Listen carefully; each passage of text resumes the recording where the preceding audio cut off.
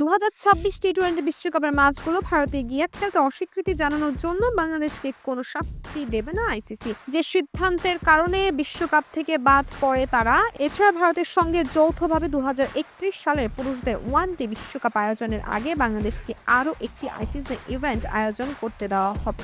একটি বিবৃতিতে আইসিসি বলেছে, আইসিসি একমত হয়েছে যে বর্তমান পরিস্থিতির প্রেক্ষিতে বাংলাদেশ ক্রিকেট বোর্ডের ওপর কোনো আর্থিক, ক্রিয়া সংক্রান্ত বা প্রশাসনিক জরিমানা আরোপ করা হবে না। বিসিবি যদি চায় তবে তাদের ডিসপিউট রেজুলেশন কমিটি বা বিরোধ নিষ্পত্তি কমিটির দ্বারস্থ হওয়ার অধিকার বজায় থাকবে। আইসিসির নিয়ম অনুযায়ী এই অধিকার বিদ্যমান এবং তা অক্ষুণ্ণ রয়েছে। তারা আরও বলেছে, আইসিসির এই দৃষ্টিভঙ্গি তারা নিরপেক্ষতা ও স্বচ্ছতার নীতি দ্বারা পরিচালিত এবং এটি শাস্তির পরিবর্তে সহযোগিতামূলক সমর্থনের অভিন্ন লক্ষ্যকে প্রতিফলিত করে।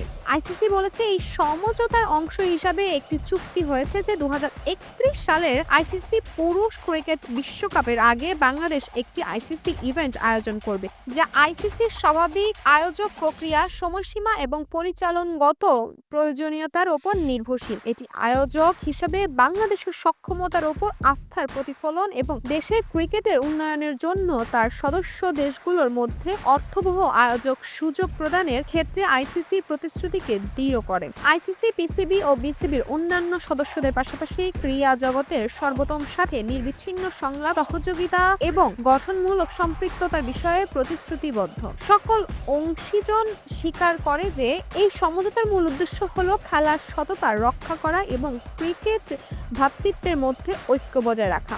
বাংলাদেশ সরকারের পক্ষ থেকে ভারতে গিয়ে খেলার অনুমতি না পাওয়ায় চলমান টি-20 বিশ্বকাপে বাংলাদেশের স্থলাভিষিক্ত হয়েছে স্কটল্যান্ড। বিসিবি বাংলাদেশের ম্যাচগুলো শ্রীলঙ্কায় সরিয়ে নেওয়ার জন্য চাপ দিলেও আইসিসি বোর্ড তার বিপক্ষে ভোট দেয় এবং পরবর্তীতে বাংলাদেশের জায়গা